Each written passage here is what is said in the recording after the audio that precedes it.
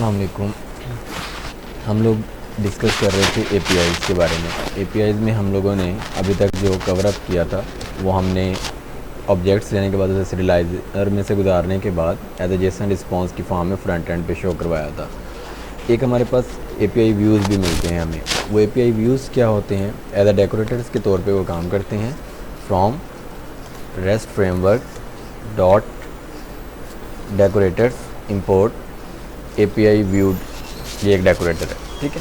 इस डेकोरेटर्स की बदौलत आप इस फंक्शन के ऊपर ही ये डेकोरेटर्स लगा सकते हैं कि रिक्वेस्ट आने पे कौन कौन सी रिक्वेस्ट के लिए ये फंक्शन डील आउट होगा। फर्स्ट वन आप यहाँ पे लिस्ट की सूरत में बताएंगे कि आप किन किन मेथड के लिए यूज़ करना चाहते हैं।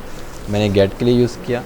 गेट के लिए यूज़ करने के बाद उसमें एक मैंने पोस्ट के लिए इसको यूज़ किया, ठीक है। पहले आप इसको गेट के लिए ही चेक करें। इस पोस्ट को मैं रहने देता हूँ सिर्फ दिखाने के लिए कि व्यू किस तरह से आएगा आपके पास। गेट होने के बाद आपने तमाम रिकॉर्ड्स लिए, सीरियलाइज़र में से गुजारे, वही प्रोसेस आ रही। उसके बाद ये तो आपको समझ आएगी थी लास्ट टाइम बात।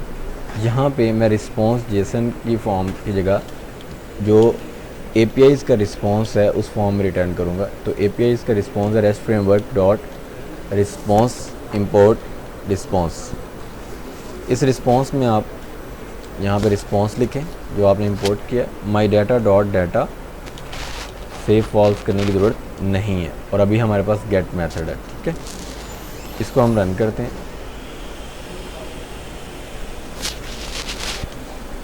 ये इस तरह से आपको एक व्यू नज़र आएगा, ठीक है, क्योंकि ये एपीआई का ही रिस्पॉन्स है इसमें।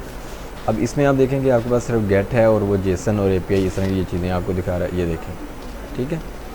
ये पहले मेरे पास भी इस तरह से जेसन रिस्पॉन्स इस तरह से आ रहा था, ठीक है। इसके बाद एपीआई, ये आपके पास एपीआई फॉर्मेट वगैरह आ रही हैं चीज़ें।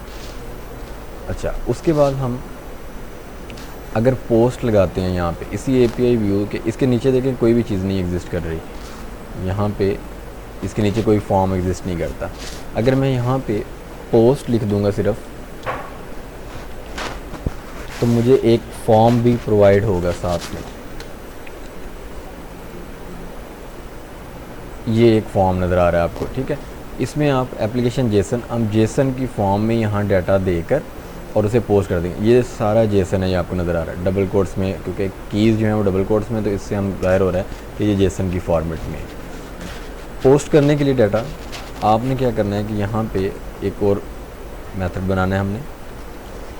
उसको हमने कहना है request dot method is equal to post. उसके बाद सीरियलाइज़र में हमने डायरेक्टली जो हमारे पास डाटा आ रहा है वो देना है। उसके लिए हमने करना है data equal to request dot data देना है, रिक्वेस्ट डॉट पोस्ट नहीं लिखना आपने। डाटा सीरियलाइज़र होने के बाद हम क्या करेंगे, डाटा सीरियलाइज़ हुआ हमने इसको, और ये मॉडल से एसोसिएट है, मॉडल सीरियलाइज़र है यानी कि, तो इसका मतलब है हम इसको सिर्फ वैलिडिटी चेक करेंगे। माई डाटा डॉट इज़ वैलिड, अगर वो वैलिड है उसके बाद माई डाटा डॉट सेव, तो डाटा आपका क्या हो जाएगा, सारा के सारा सेव हो जाएगा। माई data dot save, sorry, save method apply. Save method के बाद जो डाटा आपका सेव हो गया, आप चाहेंगे दोबारा वो सारा दिखाया भी जाए आपको, नए वाला डाटा, अब क्या डाटा बन रहा है। तो उसी में मैंने क्या किया कि तमाम ऑब्जेक्ट वही काम दोबारा कर दिया कि तमाम ऑब्जेक्ट्स ले पहले, ठीक है। अब डेफिनेटली कौन से लेगा, ये सेव होने वाला ऑब्जेक्ट भी शामिल हो जाएगा उसमें, तो ऑल ले। उसके बाद हमने बुक सीरियलाइज़र से गुजारा और उसे रिस्पॉन्स की फॉर्म में फ्रंट एंड पे फिर दिखा दिया दोबारा। तो हम इसको अब चलाते हैं, ठीक है। यहाँ से अगर आप खुद जेसन लिख लेते हैं तो लिख लें, की के नाम वगैरह गलत ना हो जाएं, इसलिए मैंने यहाँ से कॉपी कर दिया। ये इसका मतलब इसको नहीं छेड़ूंगा, ये डाटा मैं छेड़ लेता हूँ। मैं कहता हूँ यहाँ पे है CV2 नहीं है, इसको कह देता हूँ जी मैं माई क्या नाम दें इसको,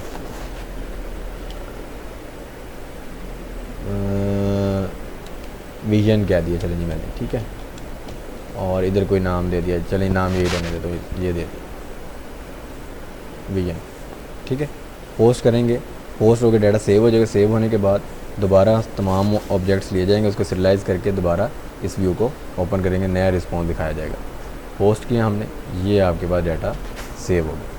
तो इस तरह से हमारे पास API व्यू भी होते हैं और इधर से ही आप चेक कर लेते हैं कि डाटा आएगा, काम कर रहा है या नहीं कर रहा, अदरवाइज़ आपको पोस्टमैन की ज़रूरत पड़ती है। इसको ज़रा एक बार देख लें।